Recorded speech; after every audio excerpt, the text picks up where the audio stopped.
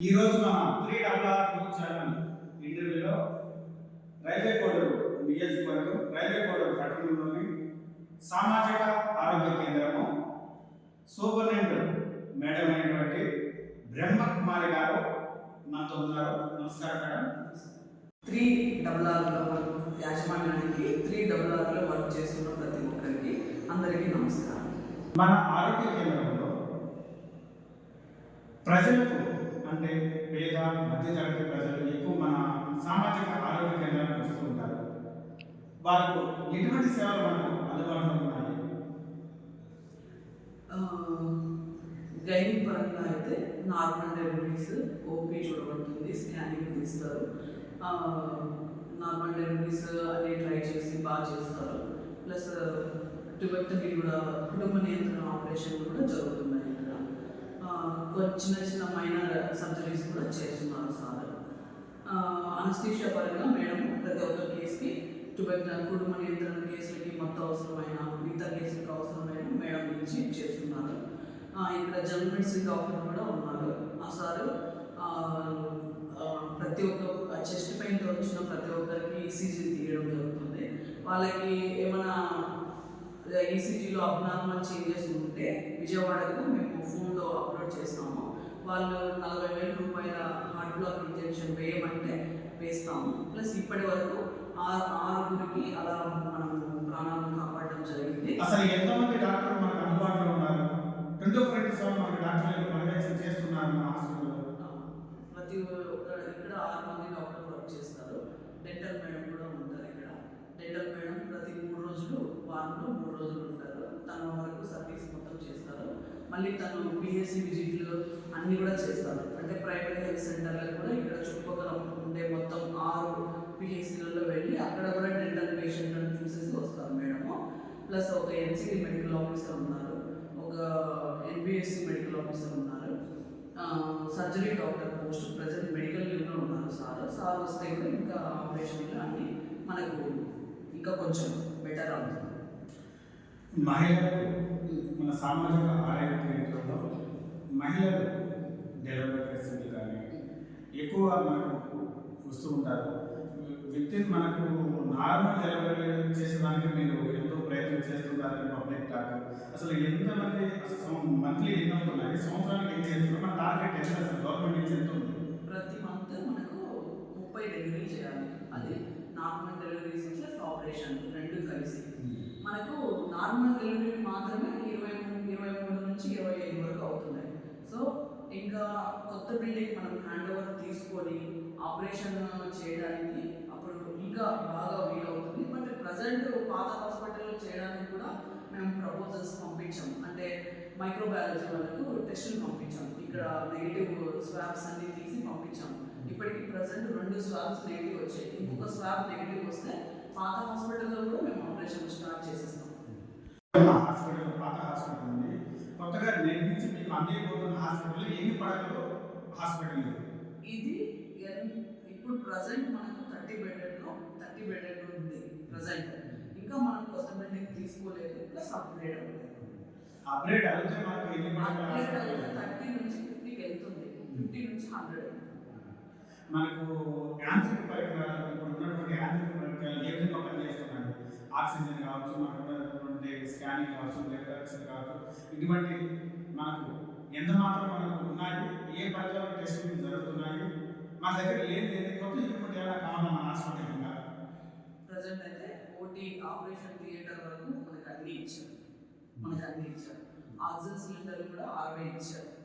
So continue అంటే oxygen పెట్టుకోండి, మనకి ఏం ప్రాబ్లం లేదు. ఆపరేషన్ కూడా ఆక్సిజన్ అవసరం అందుబాటులో ఉంది. మళ్ళీ ప్లస్ మనకి ఏపీఎండిసి తరఫున ఆక్సిజన్ ప్లాంట్ కూడా శాంక్షన్ అయింది.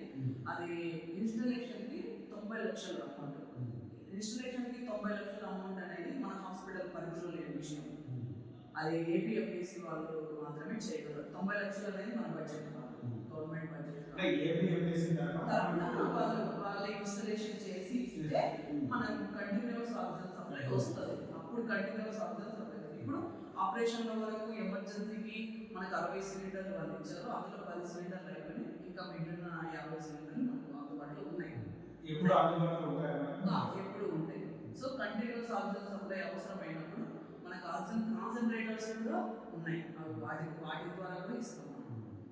ఇంకా ఏదైనా రిక్రూట్మెంట్ ఏదైనా ఏపీఎంపీసీ ద్వారా కూడా మనం చేసుకునే అవకాశం ఏదైనా వాళ్ళు డొనేషన్ ఆల్రెడీ వాటర్ ప్లాంట్ కూడా వాళ్ళు ఇచ్చారు మనకి, ప్లస్ ఆక్సిజన్ ప్లాంట్ కూడా వాళ్ళు ఇచ్చారు. ఎందుకంటే రైల్వే కోడ్లో ఉన్నటువంటి గొప్ప అదృష్టం ఏంటంటే మనకు ఏపీఎంపీసీ అనే మనకు ఒక ఇంటర్నేషనల్ మైనింగ్ సంస్థ ఉండడం మనకు ఒక అవకాశం ఉంది. దీంతో ప్రజలకు ఎన్నో సేవలు చేయొచ్చని మాకు ఇంకా కూడా ఏదైనా హాస్పిటల్ సంబంధించి మీరు ఏదైనా సేవలు వస్తే బాగుంటాయి, ఇవి మనం చేయాలని ప్రజాప్రతినిధుల దగ్గర తీసుకెళ్తున్నారు.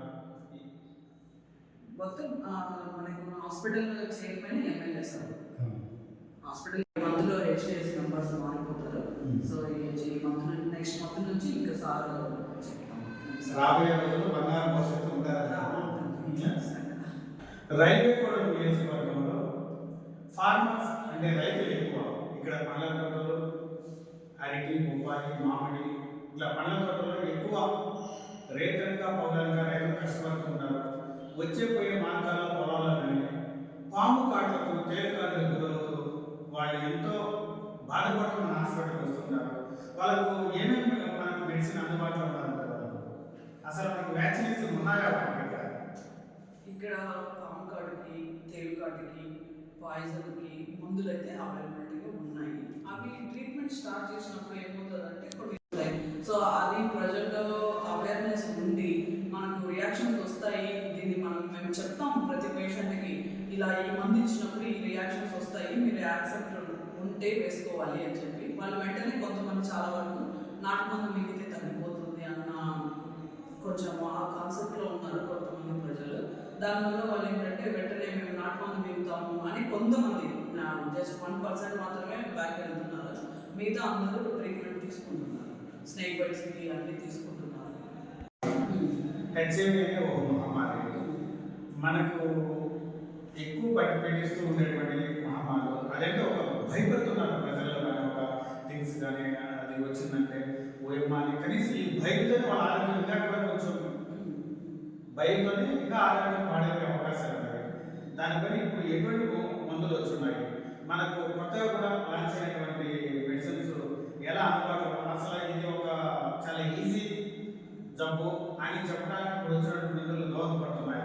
మీరేం చెప్తారు ఒక సూపరింటెండెంట్గా, మీరు ఒక డాక్టర్ సీనియర్ డాక్టర్? మనము ఆహార అలవాట్లను మార్చుకోవాలి, ఎక్కువ చిరుధాన్యాలను తినాలి, అంటే రాగులు, సజ్జలు, జొన్నలు వాటిని ఎక్కువ వాడాలి, మన ఆహారంలో ఒక భాగం చేసుకోవాలి.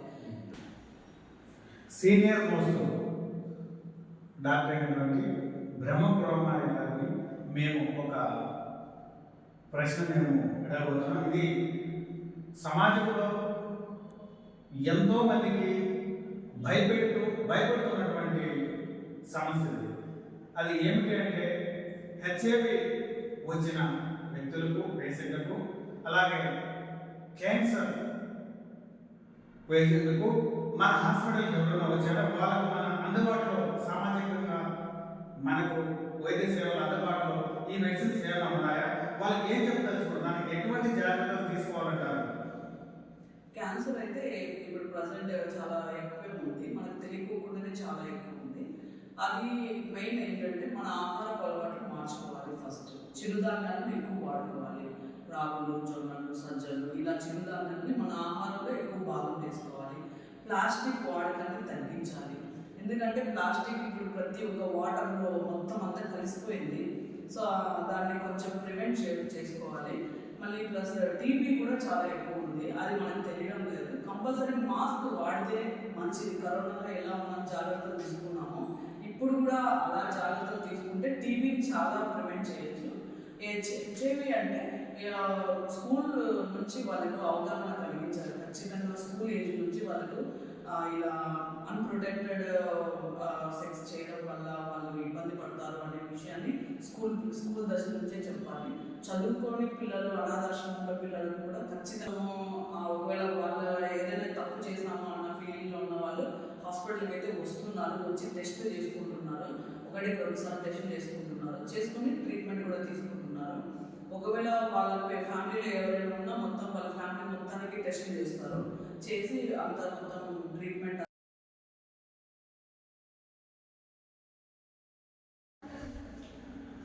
మన ప్రభుత్వ హాస్పిటల్లో ఎంతమంది పర్మనెంట్ ఉద్యోగస్తులు ఉన్నారో, అసలు వాళ్ళు మన కోడూరు పట్టణంలోనే ఉన్నారా, వాళ్ళు కరెక్ట్గా మన విధులకు వస్తున్నారా అనేది సూపరింటెండెంట్ మేడం గారు చెప్పాల్సిందిగా కోరుతున్నాను. గవర్నమెంట్ హాస్పిటల్లో మొత్తం టోటల్ స్టాఫ్ 45 మెంబర్స్ ఉన్నారు. అందులో 35 మెంబర్స్ పర్మనెంట్, మిగిలిన 15 మెంబర్స్ కాంట్రాక్ట్ బేసిస్. అందరూ కోడూరులోనే నివాసం ఉన్నారు. అందరూ 24 అవర్స్ అవైలబిలిటీలోనే ఉంటారు. వాళ్ళ అటెండెన్స్ మొత్తం ఎఫ్ఆర్ఎస్ ద్వారా మానిటర్ చేయబడుతుంది. ఆరోగ్యమే మహాభాగ్యం, డాక్టర్లే మనకు ప్రత్యక్ష దైవాలు అని ప్రజలు ఏ చిన్న సమస్య, వాళ్ళకు ఆరోగ్య సమస్య వచ్చినా పరిగెత్తుకుంటూ వెళ్ళి హాస్పిటల్కి వెళ్ళి డాక్టర్ దగ్గరికే వెళ్తారు. మరి మీరు సీనియర్ మోస్ట్ డాక్టర్గా ఉండి ఈ యొక్క రైల్వే కోడూరు నియోజకవర్గ ప్రజలకు మీరు ఏం చెప్పదలుచుకున్నారు? మనకు ఆరోగ్యం దేని వల్ల వస్తుంది? మంచి ఆహారపు అలవాట్ల వల్ల, పరిశుభ్రంగా మన పరిసరాలు పరిశుభ్రంగా ఉంచుకోవడం వల్ల, పరిశుభ్రమైన తాగునీరు తాగడం వల్ల, ఈ మంచి ఆహారపు అలవాట్లు, ఈ 4 విషయాలు ప్రతి ఒక్క ప్రజలు పాటిస్తే మంచి ఆరోగ్యంతో ప్రశాంతంగా ప్రభుత్వం మీకోసం, ప్రజల కోసము 108 సర్వీస్ అనేది చాలా అద్భుతమైన అవకాశం. ఏ చిన్న ప్రాబ్లం వచ్చినా మీరు జస్ట్ 108 కాల్ చేస్తే తీసుకొచ్చి హాస్పిటల్లో వాళ్ళు చేరుస్తారు. వాళ్ళు చేర్చి మేము ట్రీట్మెంట్ మొత్తం ఇస్తాం. సెకండరీ ఇంకా అవసరమైతే మేము అదే 108లో మిమ్మల్ని తిరుపతి వరకు కూడా తీసుకెళ్తాము. సో మీరు ఈ ప్రాసెస్ మొత్తానికి మీకు ఎటువంటి డబ్బులు ఖర్చు అవ్వదు, మీకేం ప్రాబ్లం లేదు. ఈవెన్ సింగిల్ పర్సన్ వచ్చినా కూడా పోలీస్ ఎస్కార్ట్ తోటి మేము తిరుపతి దాకా పంపిస్తాం, ప్రాబ్లం లేదు. 108 సర్వీస్ని బాగా ఉపయోగించుకోవాలని ప్రతి ఒక్క ప్రజలకి కోరుకుంటాం. డాక్టర్ గారు, రైల్వే కోడూరు నియోజకవర్గంలో ఉన్నటువంటి మన సామాజిక ఆరోగ్య కేంద్రానికి సంవత్సరంలో మనకు బడ్జెట్ ఎంత వస్తుంది? మెడిసిన్స్ ఎన్ని దశల వారీగా మనకు గవర్నమెంట్ నుంచి అందుబాటులోకి వస్తుంది? సామాజిక ఆరోగ్య కేంద్రానికి 3 దశల ద్వారా మనకు మందులు వస్తాయి. ప్రతి 3 నెలలకు ఒకసారి మాకు తిరుపతి నుంచి వస్తాయి మందులు. హాస్పిటల్ డెవలప్మెంట్ ఫండ్ అనేది ఒక్కొక్క సంవత్సరం ఒక్కొక్కలాగా వస్తుంది.